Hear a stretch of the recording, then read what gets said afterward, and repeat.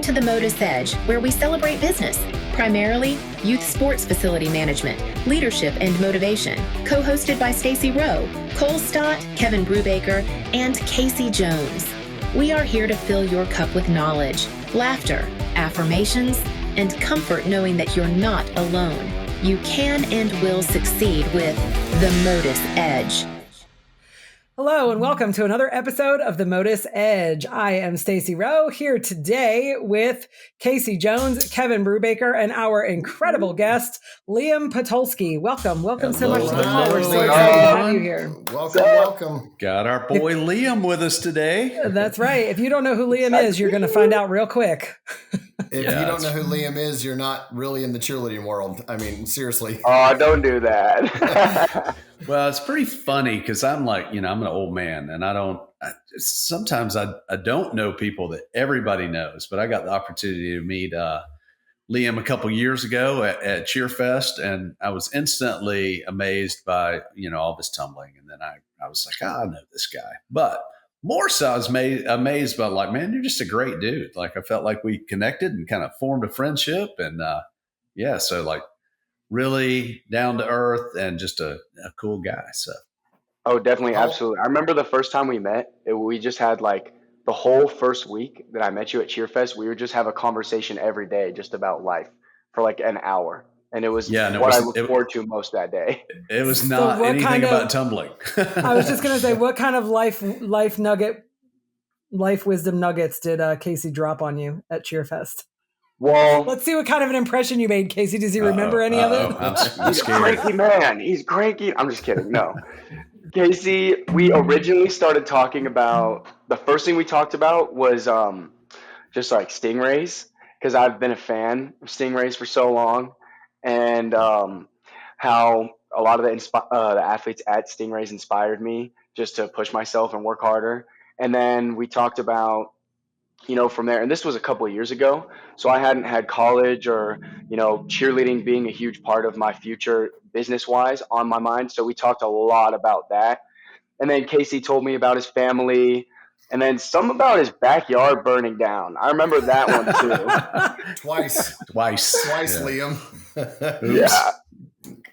Liam. Hey, I'm not your guy. Like if you need advice on how to do a burn pile or burn from shrubs, I'm not really your guy on that on those life skills. So, but I remember we did talk a lot about, that was a time where you were just getting started in the business side of cheerleading, which relates to what we're doing here with the MotUS Edge. We talk a lot of business, but, and trying to make some money and earn a living in this and then, sort of see where your future is going to go. And like you said, that was a couple of years ago. And obviously things have probably changed since then. Definitely. I mean, I've had a lot of opportunities open up, and I've had a lot of things that I've done since then, and it's been amazing. I've met a lot more people that have allowed me more opportunities besides coaching. I mean, besides just coaching tumbling by itself, I've done like consulting with gyms and their teams. I've done emceeing. I did this event for the Spirit Network last year where I like hosted this huge event that actually Stingrays went to a couple of years ago called the Main Event. You remember that? It's like it's like a exhibition style competition where the teams who like they have battle rounds where they do like small little fake routines or mini routines, and they're supposed to be like extra cartoony and fun. And I really liked hosting that. It was fun. But that's pretty cool. Overall, I think the main thing that I could take away from when Case and I just have talks at CheerFest whenever that happens is it just motivates me, because I swear, like normally I feel like, I'm not doing anything right. Maybe I'm just kind of like floating around, just doing whatever. And then whenever I talk to Casey, I'm like, you know what? I'm doing as much as I can. And Casey makes me feel validated, and I appreciate him. Did you hear that, Kevin? Did you hear that, what he said there? He's a young kid. He doesn't know much about life yet. Hey, Liam, you know what? That feeling, it doesn't really change when you get older. I feel like you think you're supposed to have it all figured out. And then you grow up and you're like, wait a minute, nobody has it figured out. Liam, no, I'm definitely sometimes I cross my fingers and I'm like, one day I'm just going to get it. And Yeah, no, every you day, just- I don't get it even more. I'm going to tell you, that's probably the day you get it, man. That's the day that you're probably messed up. Declining. Yeah. Don't ever get it. Never Oh, get it. that's definitely. Every time I'm like, you know what? This is the system. This is what's going to work. Boom, obstacle, or boom, an issue. Something usually happens. That's when it happens. I got to We're stay on my always toes. chasing that. Always. Well, man, Liam, you've gotten like a ton of opportunities. We can touch on that later. Tell us how you got your start. Where did you start in cheer? So, cheerleading, I started the whole big picture of Liam Potolsky and cheerleading started in 6th grade. And I'm going to do a little story time. So basically, if you know me and I've introduced myself to you before, you've probably heard this story before, but I don't mind telling it again because it's interesting. So basically, when I was a kid, I was very energetic, which is totally unlike me. Wait, But I was pause. very- When you were a kid. Okay, You're no longer a I'm kid? talking like 11 years old. I know. I'm just 2 times I'm 11 just now. Okay, teasing no, you. I'm just kidding. I'm still a teasing you. kid, Go but- ahead. Sorry. When I was 11, totally crazy, energetic kid. And I remember going on YouTube every day on my laptop after school and looking up like best flips on grass and just sitting there and watching videos for hours, like literally hours before I would go to Taekwondo practice. Well, this girl that was in my class in 6th grade saw me in the hallway doing cartwheels because I thought flips were so cool. So she comes up to me and she was like, Liam, if you think cartwheels and flipping is so cool, why don't you try out for the cheer team? And she was trying to be like aggressive and confrontational because, I'm a boy.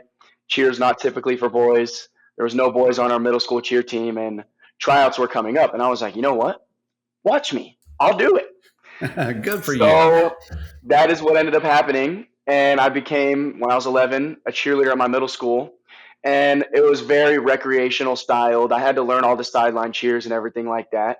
But it's kind of funny how my career's come full circle because I started in school cheer actually. And then I spent 11 years in All-Star. And then now I'm back in school cheer. But yeah, in the Bay Area in California. So I spent 1 year doing middle school cheer. And then from there, my mom and dad kind of realized I really liked it. My best friend, he's my neighbor, his older sister, she cheered at a D2 gym called Gold Star All Stars in Cupertino, California. And I started cheering there. And that's when I found a rod floor. And I found out that I could actually pretty naturally tumble pretty well. And the rest is kind of history. I could go definitely deeper into it if you'd like.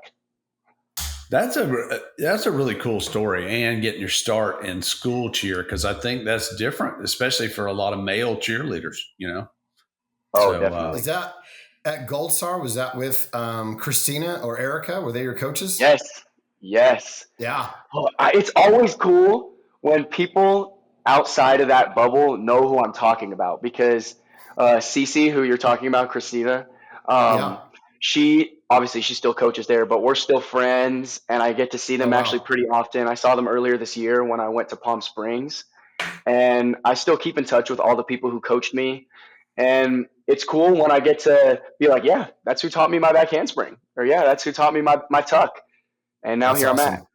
That is very cool. Awesome. I'm sure they're super proud of you and super proud that, you got some of your start in their program. So that is a cool story. And for the record, Kevin Brubaker knows everybody. So not everyone, but I do know her. That's just such a crazy pull. The metropolis of Mountain View, California, right? Yeah, definitely. Yeah. So you were 11 when you started. How old are you now? 22.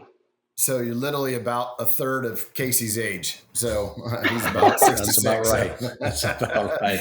So just give the quick timeline of 11, middle school, where'd you cheer after Gold Star, and how you got your way to Weber.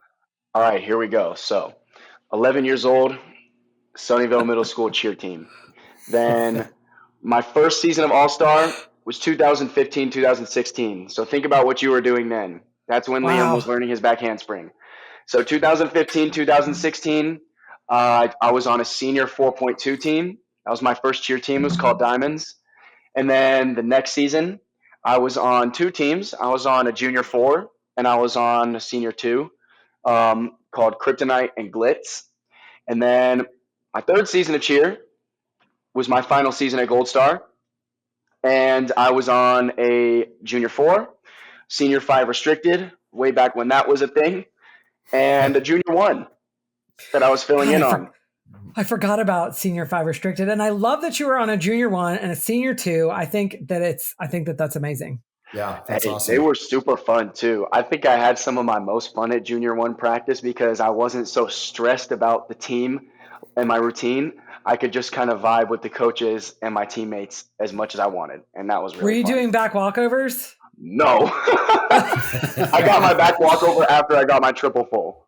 But after, you did, I don't know. I think that's a good thing, especially for our listeners and for our younger listeners and, just the folks in cheer that are coming up through it. Like, you are literally considered one of the best, if not the best, male tumblers in cheerleading. But you started at a lower level. Like, you worked your way up. And I think that people often forget that because we live in this instant world of I instantly want to be there. Oh yeah, and actually, quick bookmark in the whole timeline thing. People see things like my Instagram and my TikTok page where I post all these crazy tumbling passes, and they think like, oh yeah, he just walked in the gym and he just did that and then he just left. Definitely not. I hit the ground, bail, get frustrated with myself every single tumbling session. And there's times where I walk into the gym and I walk out with absolutely nothing to post after tumbling for hours and hours because I just didn't meet the goal that I wanted to. And it really does happen to everybody. And the only reason I think I've been able to make it so far is because I give myself grace to get up and try again so much. And I think that's what sets the highest level athletes apart from just the general populace, is just the ability to get up and try again and to not beat yourself up over it so much. That's like a famous quote. That's awesome, Liam. That's like a famous quote. We all three jumped in. I think that's so important, and you probably will agree with this. I feel like your generation, older than you a little bit, younger than you a little bit. Society somehow has kind of raised you guys to think that you have to be perfect all the time, and that I think keeps youngsters afraid to go forward and try new things because they are afraid they won't be perfect. And, we're all imperfect and there's no such thing as perfect. And I think that you hit the nail on the head. Like you mess up and you're like, okay, well, I messed up. So what? I'm going to do it again. And I think that's really awesome. Great message. Liam, the quote is, our greatest glory is not in never falling, but rising every time we do fall. I love That's that. the quote you just get. Well, I mean, you just basically said it. So I agree with you. There you go. Liam, my son, Gage, and he idolizes you. He met you at CheerFest camp, and he follows all your stuff. But many of those same conversations, because he's like, I want to do that. And I was like, buddy, he didn't just get that overnight. And he doesn't, he's 11. He doesn't understand that. He still doesn't. We have those conversations, but he still doesn't understand that, And yeah. But it is a thing, and that's so cool for you to say it because so many of these young people they do look at it. And Stacy mentioned it. People think, man, they don't want to give anybody any grace, but like you have fallen so many times to be able to learn to do what you can do and to execute those skills on the stage. So pretty cool message. I'm curious, Liam, can you tell us a time where you fell and you were actually worried for a second that you might not get up from that one? And after you shook the dust, I mean, were you like, did I break my neck? Did I break my ankle? It's like, because I know amazing tumblers, I'm amazed at what they can get up after. It's like, golly, how'd they walk away from that one? So do you have one of those you're just like, wow, I can't believe I didn't break it? So let's hear it. That actually happens a bit more than you would imagine, but I have a really significant one from recently. So here in Ogden, we have a gym that we go and tumble on, or that we tumble in, and that we stunt at pretty much every single night. That Matt Torres coaches at, and of course it's a spring floor, so I love going there because that's my playground. And I had this idea of a tumbling pass I wanted to go in and do. So this is a mouthful, but the tumbling pass I wanted to do was round off, triple full, whip, Arabian, punch Branny, whip, triple.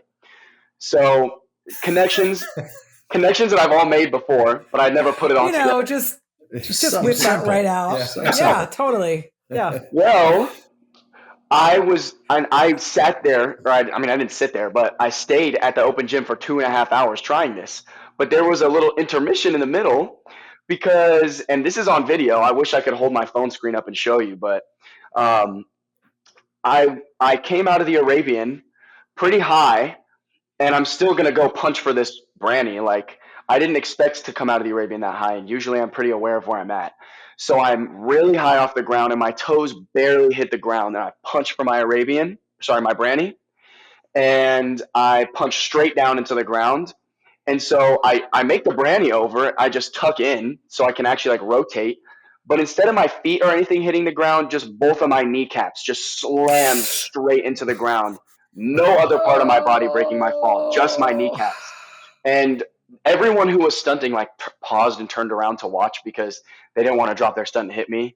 And they were like, "Oh!" And I remember sitting there on my hands and knees for a second being like, wow, that really, really, really hurt. Like, wow.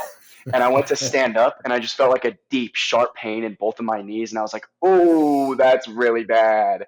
And then like 10 seconds later, I ended up getting up and like trudging across the mat and just sitting on the edge of the tumble track and being like, yep, that hurt. But I don't know if I have superpowers or something because like 15 minutes later, I had no pain, no bruising, just like irritation on my skin from hitting the carpet, and that was it. And I was back to tumbling. Yeah. And it was weird because it really felt like I broke my legs.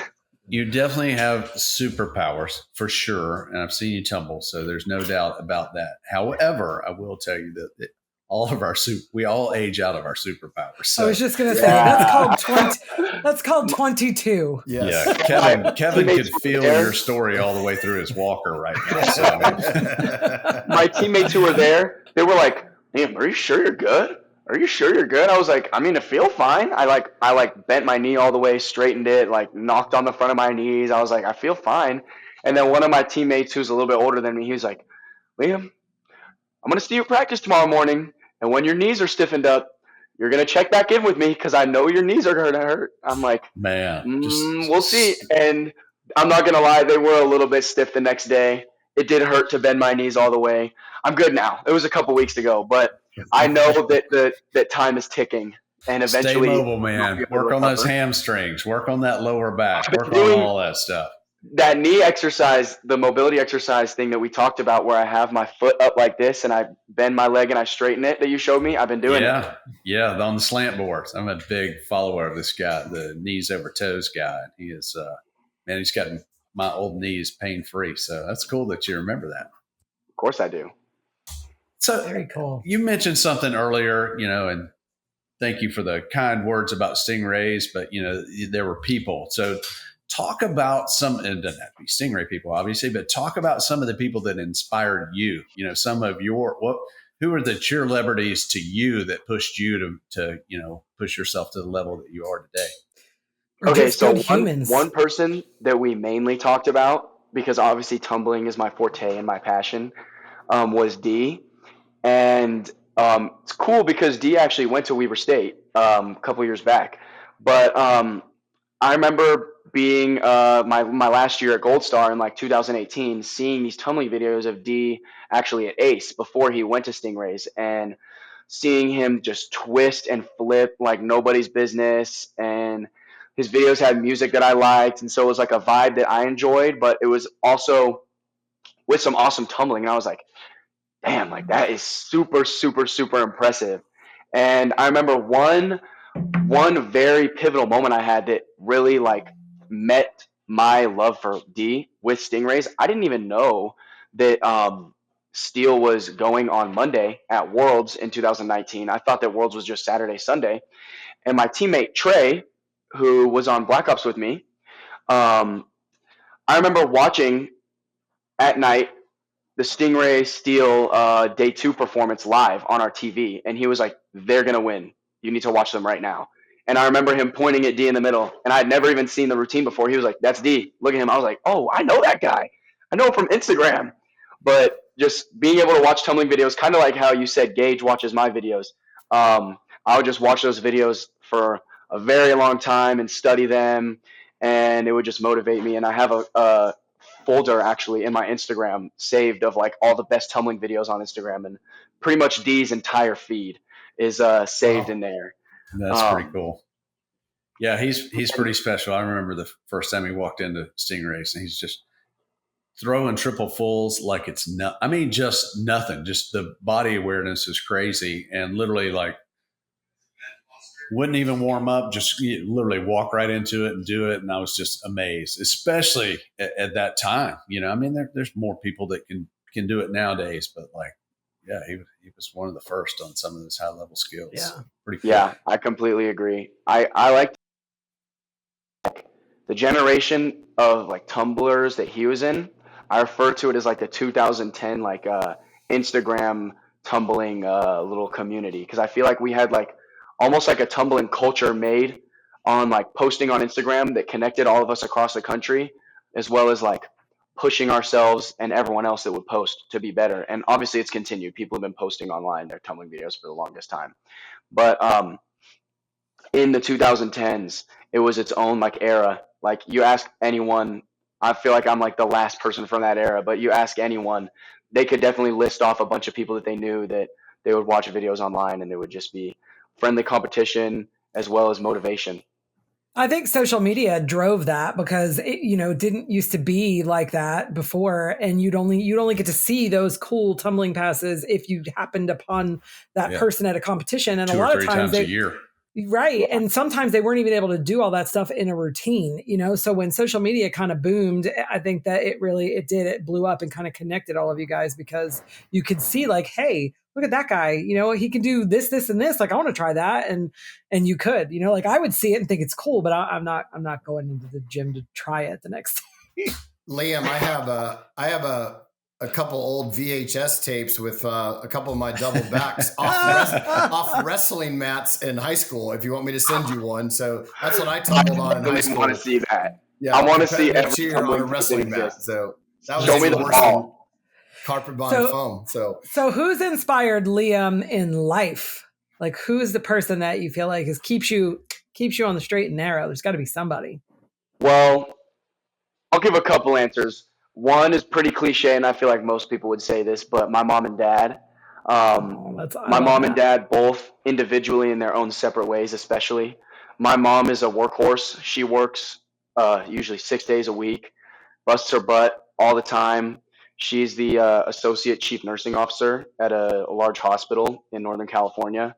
So she does a lot, and she also travels the country, does consulting, participates in conferences, etc. So, and she went through school. She has a master's and a doctorate. So whenever I need some motivation on that side of things, like work or school or just mindset stuff in general, I'll talk to my mom a lot, because she really pushes me and helps me. And then separately, my dad. Not only is my dad a deeply passionate person, when he does something, he does it to 1,000%, which I feel like very much rubbed off on me. My dad also, he really helps me stay strong mentally. My dad and I actually, even before cheerleading, started Taekwondo together, and we also coached Taekwondo. And if you can imagine little 9-year-old Liam, 10-year-old Liam running around a Taekwondo competition in a suit with my dad, and we're both coaching athletes, that's part of where my love for coaching also came. So those are two people who very much inspire me a lot. That's awesome. That's awesome. Cool. And it's never cliche to thank your parents for those kind of things. That's awesome.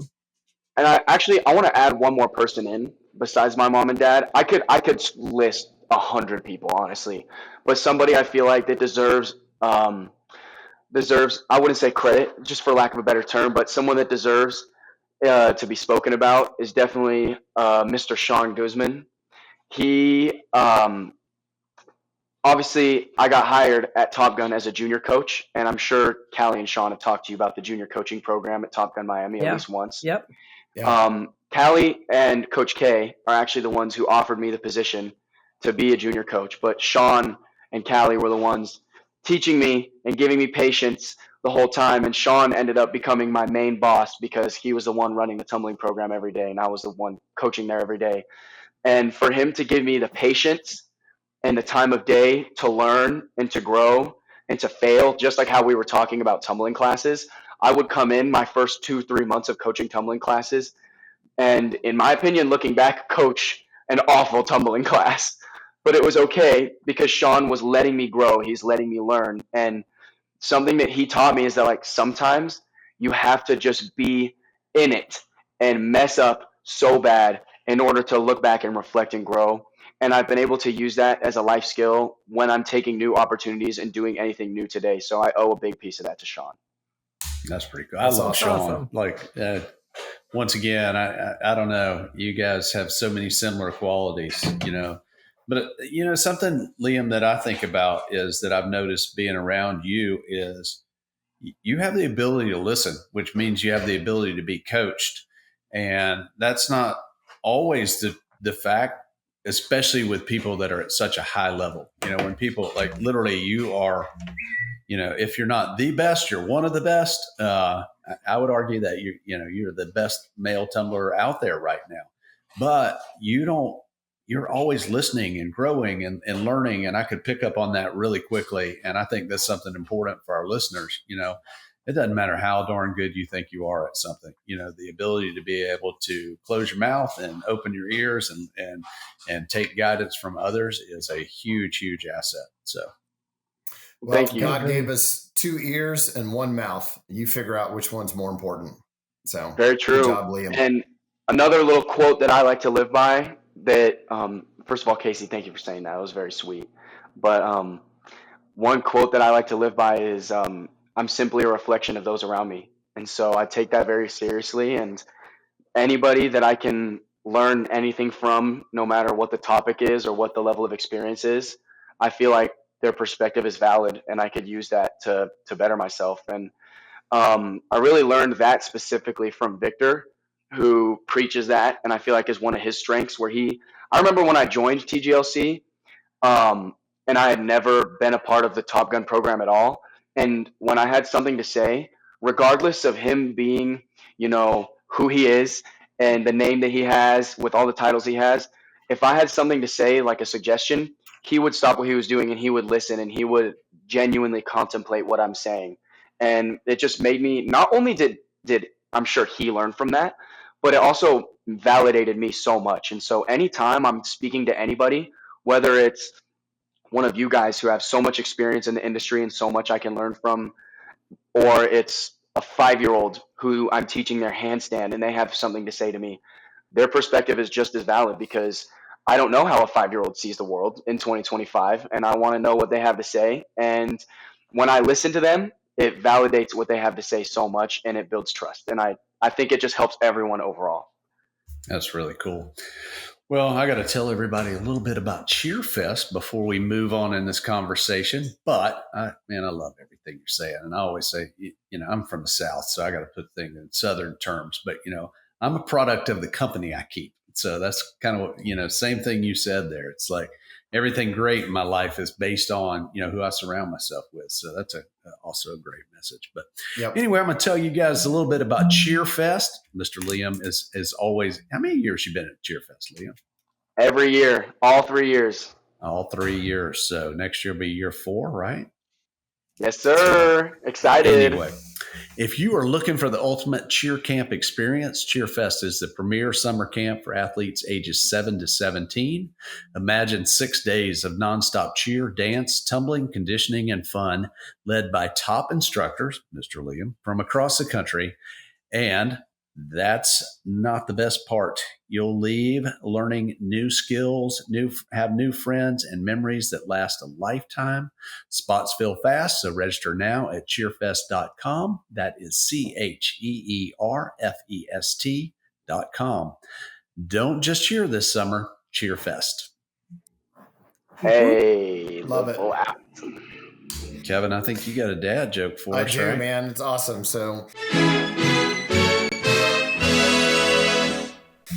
Liam, one of my favorite things in life is being a dad. Someday you'll be there. So, but I know Halloween is over, but I kind of have a Halloween joke. So why was the calendar afraid? Why was the calendar afraid? Because its days were numbered. Boom, boom. Love it. Oh, the dad jokes. Yeah, be sure to send us your favorite dad joke. So if you want to send us a dad joke, we actually do love it when people submit them. So you can send them to Stacy at joinmodus.com. That's STACY at joinmodus.com. What were you saying, Liam? That was your favorite dad joke ever? Oh, no, I was saying that's I heard Casey say on a different podcast that that's his favorite part of the podcast. And that is definitely my favorite part as well. I think it's funny that we break up the conversation with a dad joke. So you actually listen to, hey, I'm happy that you listen to our podcast. So, dude, we're growing. It's better than just putting on a random YouTube video. It's something that's relevant in my life with people I like, and I can learn from it. So I like it. I love that. Man, thanks for the shout out. We talked about, I feel like we actually talked about it on a podcast. Like, I think Cole asked, he's like, where did we ever come up with the dad joke? And I was like, I don't know. I feel like Casey and Kevin, like, they're always just so corny on all of our meetings and cutting up on each other and all the different things. And they like would tell random dad jokes sometimes that were not funny. And and so we just decided, you know what, let's just throw it in there. But, you know, it's only Stacy Casey and just Kevin basically that do them. said that we're not allowed to write our own material. So he just gave it away to the audience there. So yeah, that's okay. Oh my goodness, so man, funny. let's talk about the Pro Cheer League a little bit. That's something you're involved. I'm involved. That's something exciting coming up. Inaugural season. A lot of moving parts right now. So, you excited? Tell us about that. I'm very excited. So, of course, it being the first season, it has its hurdles, but I want to talk about what I'm excited about first. So, I think the main thing that really is exciting me about doing this is that we get to compete things that have never been allowed to compete before, or at least not in a long time. My personal goal is to be able to compete a triple whip triple. So look out for that. And you can let everyone at Atlanta Air know that that's what they have to. I mean, I'm pretty sure is D on Atlanta Air? Yeah. Dang it. So I'm going to have to turn up the heat, definitely. And I know I have to go against Cameron Bonton, who's on the Golden State Grit as well. So that's somebody that I look up to a lot as well, tumbling wise. So I'm really going to have to turn up the heat. But I know I'm really excited to compete skills that are generally illegal in All-Star and obviously college cheer. I just love pushing myself.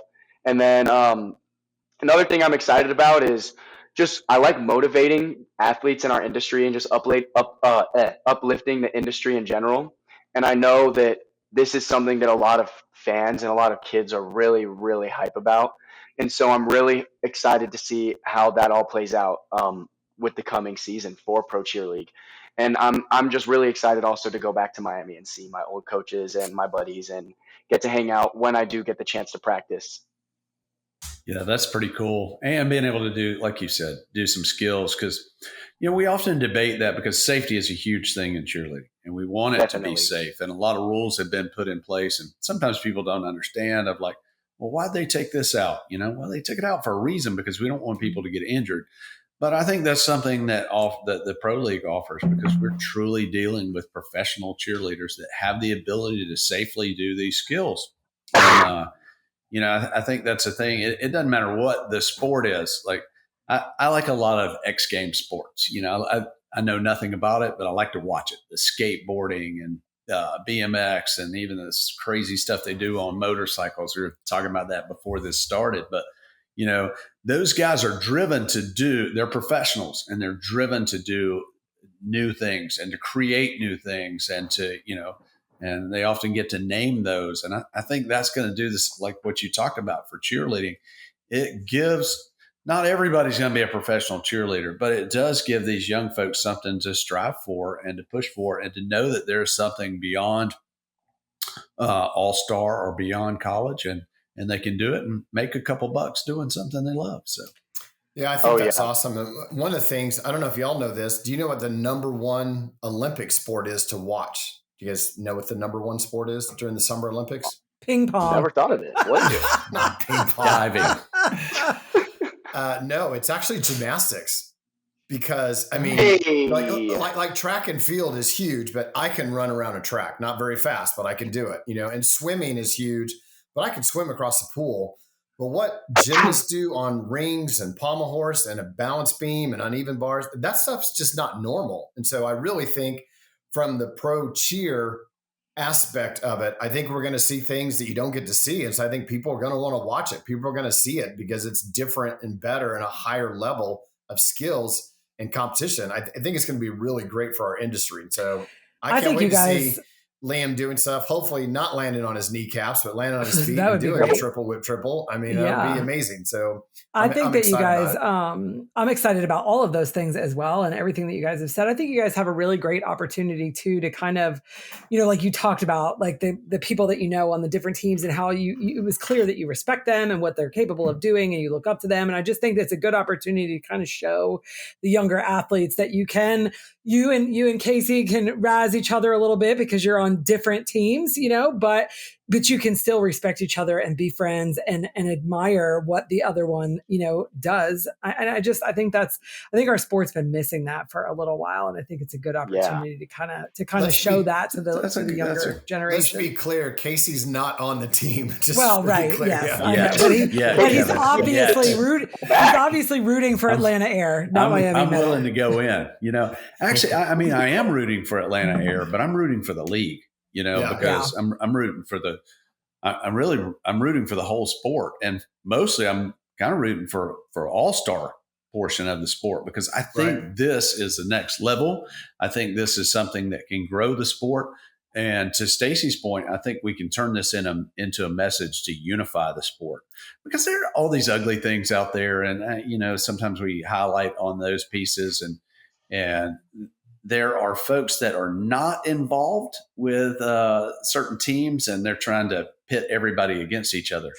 But that's not the case. That's the thing. You go to Worlds and you go to these different things and these kids are hanging out backstage. They're hanging out before. They're hanging out on the football field at Worlds, on teams that are going to be highly competitive against each other. But there really is a lot of support. Maybe you can kind of add to that, Liam, because you're one of those. But I think, of course, you guys want to show up and win, but there is that mutual respect there. Oh, I totally agree. Honestly, I've been holding my tongue. I want to speak about this because people, especially on social media, and like you mentioned, it's people that are not involved in any way, like to put teams against each other, put athletes against each other, try to tell, someone what to do or say their negative opinion about things online and label their account with a certain association or team. And I don't think that reflects the industry in reality at all. And you just hit the nail on the head. I mean, I remember backstage at NCA in 2023. I was on large co-ed.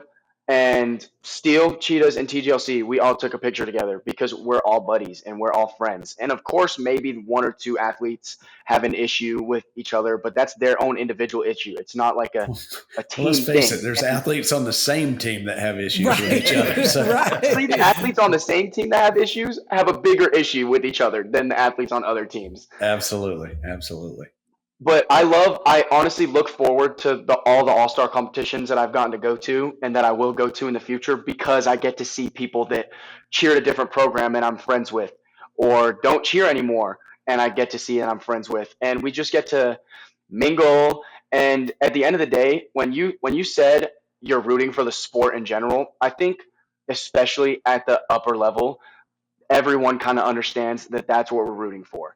We just want as much positive attention and as much success for all-star cheer as a sport as possible because I want to see this sport become mainstream and huge. And I already think all-star cheer is pretty mainstream, but I want to see it become even bigger than it already is. And that's why I'm so excited for the Pro Cheer League as well. And it's going to be so much fun. And I can't wait to see how it turns out. There's truly nothing like what we do. And I say it all the time. I feel like that all-star cheer is literally one of the greatest sports on the planet. Nowhere else do these kids have to work so hard and have to be a complete team for 2.5 minutes with no timeouts and no substitutions.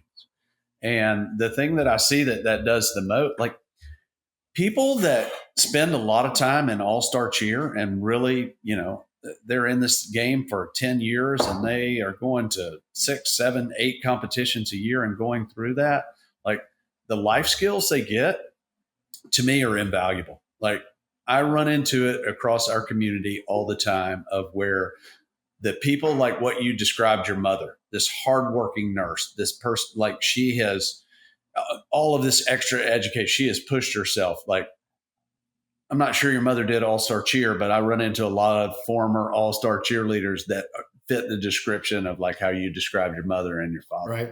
They're leaders of their community. They, no matter what profession they choose to do, they find success and they are able to work with a team.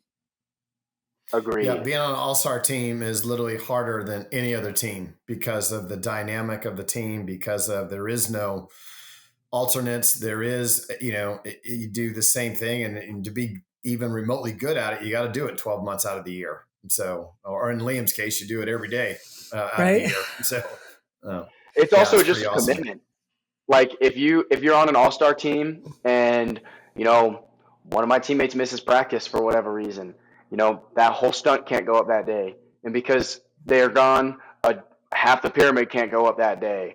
And so because one stunt and half the pyramid can't go up now, is it really worth it to run full out to practice that day? And I mean, obviously every situation is different, but it being on a team where you're so tightly wound together like that, it builds also trust and social skills. And I think that's one of the biggest things that's affected me being an all-star cheerleader is learning how to talk to people, learning how to approach an issue that I have with another person, learning how to grow with another person. And I feel like it's crazy because I meet adults who are 10, 15 years older than me, who I imagine would be much better at all those things than I am. And I'm like, whoa, that was mean. But most of the all-star cheerleaders that I've met all have great social skills, extremely good work ethics like you guys mentioned. And it's always a pleasure working with other people who are cheerleaders. Always. That's a great point. Because you have to get out, when you're involved in a team, you have to get outside of yourself and be accountable to others, and that's absolutely. I don't know that I'm not always great at this, but the times I feel the best in life are when I'm helping others and when I'm outside of myself. I need to do that more, but that's what a team is. Like, what am I doing to help my team and to help make those around me better? And it's not about me. So, and I think that nothing teaches that, in my opinion, like all-star cheer.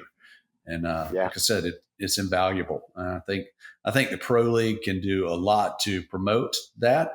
It's new. It's the first year. It'll be a lot different 5 years from now. It's kind of like sure. We talk about the national team, and I think you just tried out for that too, right? Yes. U.S. national team. Yeah. So I remember they back in the day before they went to a spot, they would rotate through different gyms. And Roger, our all-star director, was chosen to work with them. And it was one of the first years of that team. And man, it was rough. It was like they were calling and begging people to come and be on the team. But now the level of competition is so high. You fast forward 20 years and literally they could choose 4 teams. That's how much competition is out there. So, well, they did. They chose 4 pro teams. Yeah. So that's a good point. So you're currently at Weber, correct? So you are cheering in college, and then you are going to be on the Miami Metal Pro team. You tried out for the U.S. national team. How are you juggling all of these things plus schoolwork? I mean, what are you going? You got to be going to school for something besides cheerleading, right? Yes, this is where the adulting is starting to get to me. However, I feel like if I want to, I'll make it happen. And so, of course, Weber State, we practice 3 times a week, and we practice from 12:30 p.m. to 3:30 p.m. Monday, Wednesday, Friday. And so practices being Monday and Friday, obviously Wednesday's the middle of the week, so it doesn't matter as much, but practices being Monday and Friday make weekend travel very tough. Difficult. So planning for Miami Metal practices and competition dates, because I don't want to miss out on my commitment to Weber State as well. Like, obviously, I'm very committed. I moved here. There's a whole team expecting me to show up at practice and do my best so that we can do great at nationals. You know what I mean? And I'm actually in communication with the coaches at Miami Metal and the coaches of Weber in conjunction to figure out a schedule to make it work. Because it's not just me from Weber State that's doing the Pro Cheer League. We have me. We have my friend Ty, who you saw in the background at the beginning, who you also met at CheerFest. That's Ty. And then Haley and Josh, who have won partner stunt at NCAA Daytona the past 2 years. And then there's 2 people doing Golden State Grit on our team named Nico and Will. And so we have to figure out our schedules with our coaches so that we can make that happen. And then obviously I have to figure out how to make enough money to fly to Miami, because I spend so much time doing my schoolwork here and doing Weber State practice and doing homework, especially homework, that it makes it hard to find time to do a lot of work here, like privates and stuff. And on top of that, so everybody listening, Liam's Cash App is just kidding. Right. My first and my last name. There you go. No, but yeah. So especially because I'm taking 4 classes, so I have 12 credit hours. The main reason that I'm coming here is because I wanted to continue my education. I took 4 gap years after I graduated high school, so it's my freshman year right now. But school's got a school, and I had to give up a lot of things, honestly. Like, I really don't get to play video games very much anymore. I don't spend a lot of time hanging out with my friends outside of practice and stuff, simply because I have, certain goals I want to reach. And like I said at the beginning, if I want to do it, I'm going to make it happen. And I understand that sacrifices have to be made. You said something to me, Liam, this summer when we were talking about you going to Weber, and I just asked you about that, and it was nothing about cheerleading. It was everything about education and your future. So I want to hold you to that, because you did say, hey, I want to make sure that I put myself in the best position that I can for my future. And I know I need to go and get an education.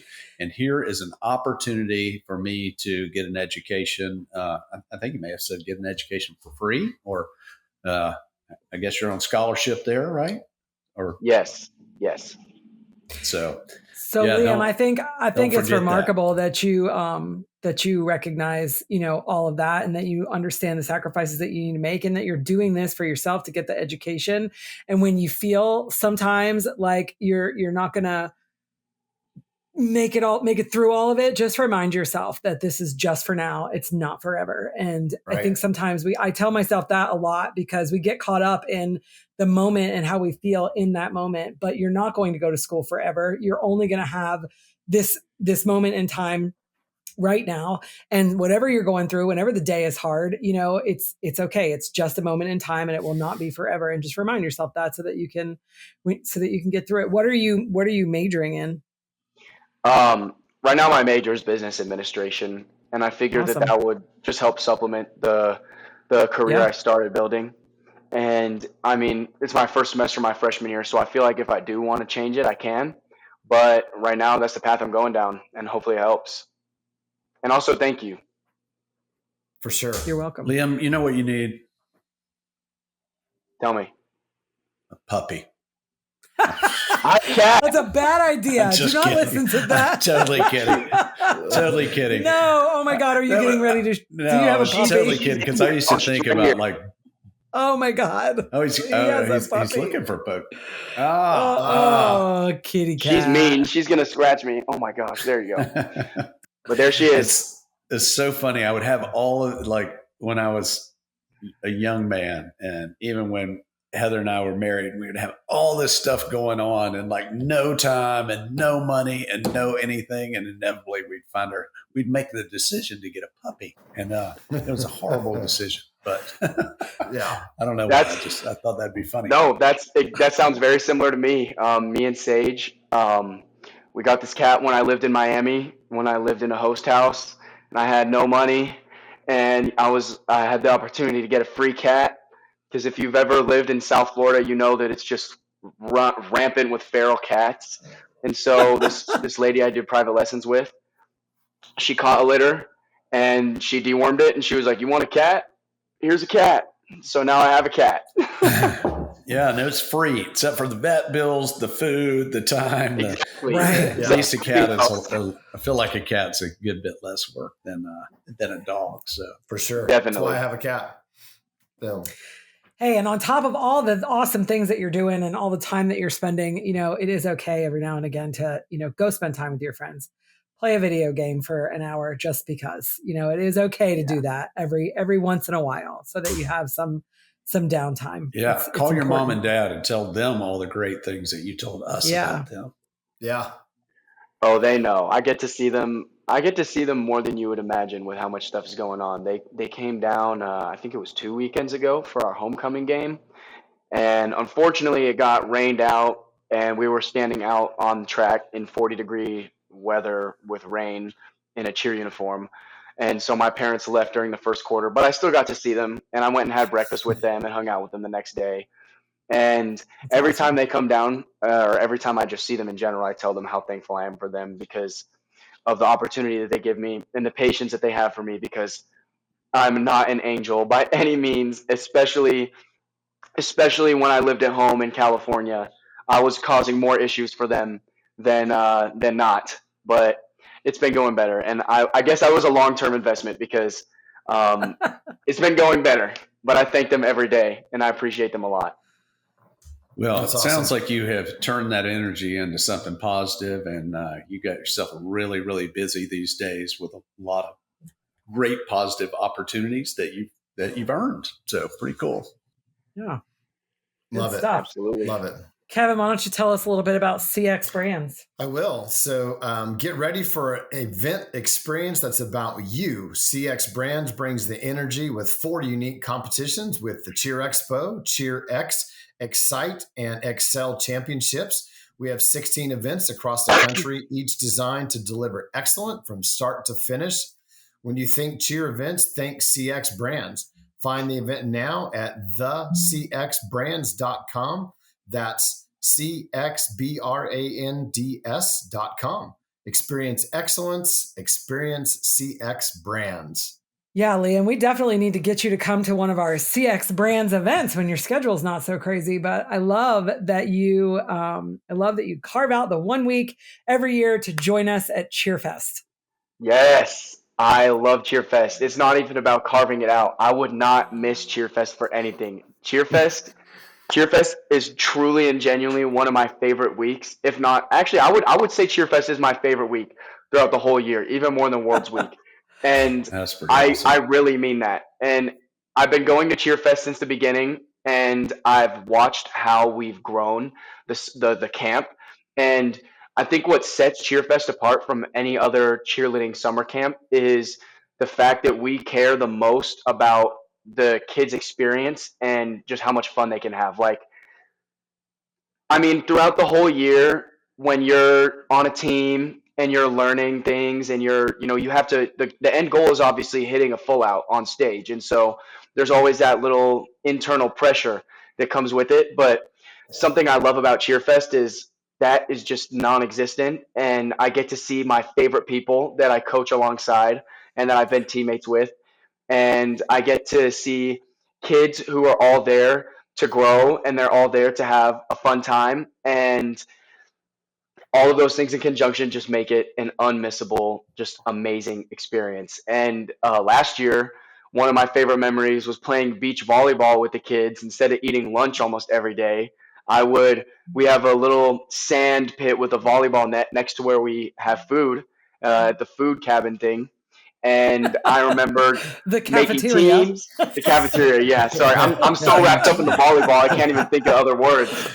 But I just remember playing volleyball with the kids. And my other favorite part about CheerFest is the night hike. And if you go, you'll know what that is. If you don't go, I can't speak on it. The haunted hike. The haunted night hike. Can't forget the most important part, the haunted hike. It is awesome. Amazing. It's so much fun. And also, I know I just keep adding on, but me being who I am, getting to be at a world-class level gymnastics facility is like being at a playground.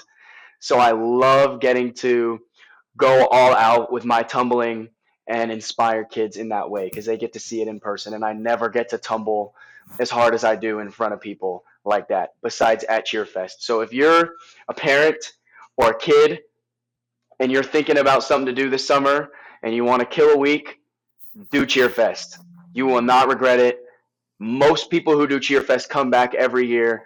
It's an unforgettable and amazing experience, and you're going to get to meet people that are awesome and will teach you so much. And it's great. I can't say enough positive things about it. That's really sweet of you, Liam. And I think, the camp is as good as it is because of the great instructors and Callie, of course, leading the charge. But for everybody that comes and teaches the camp, you guys do an awesome job. And I do want to point out in your little segment there that you just said, I want to point out one little nugget that I noticed that you said, obviously the goal is to hit a full out.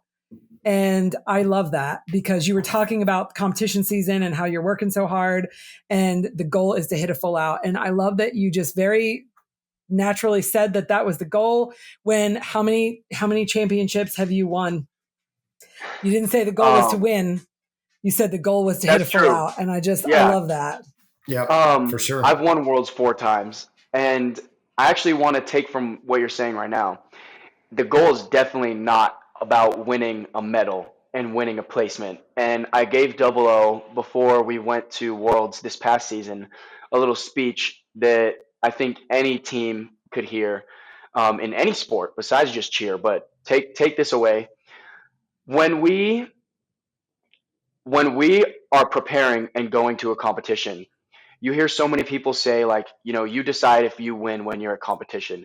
You decide if you win when you take the stage. Like it's a decision you already make. But I think that the definition of winning needs to be defined specifically. And what I think of as winning is not a blue medal with world champion on the sash or an NCAA medal or anything like that. Winning is not having the highest score on a score sheet.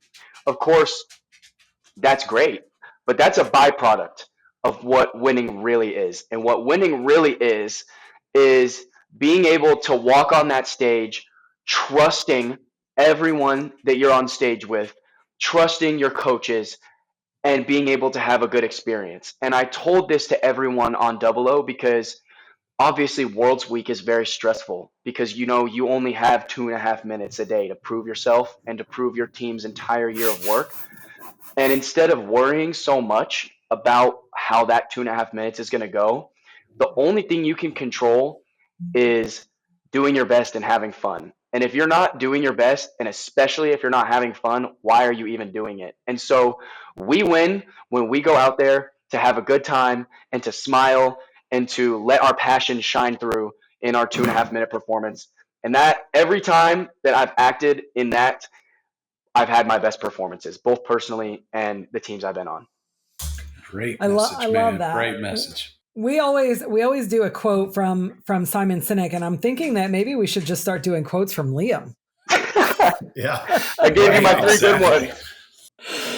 Oh, that's too funny. So if you listen to the podcast, Liam, you know that I'm a Simon Sinek fanatic. He's a really awesome guy, smart businessman. And we do a quote from him every day and kind of unpack the quote briefly and talk through it. So our quote for today is: creativity is the art of finding a new route to a known destination. Ooh. Yeah, I thought of that. I thought of you actually with that one specifically for tumbling, because a lot of times that's what you're doing, right? Is finding, I mean, you're doing, the same skills, but you're finding new ways to do them, or a different path to take to get to them, or whatever the case may be. So would you agree that creativity is the art of finding a new route to a known destination? I completely agree. That actually makes me think of coaching more than anything, because to me, I feel like getting better at coaching isn't necessarily, a textbook definition that you just read off to kids. It's more of a language.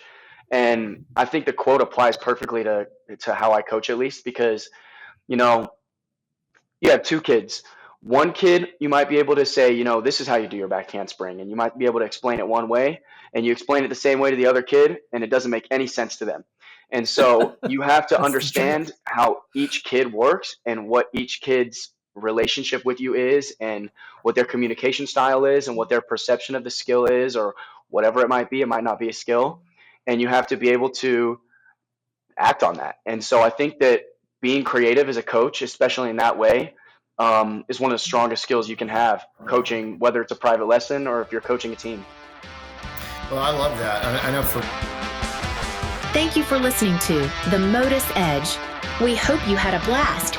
Join us next week for more on business, leadership, and motivation. Subscribe and follow the show where you get your podcasts. Subscribe to our newsletter at joinmotus.com. The MotUS Edge podcast is produced by ClantonCreative.com.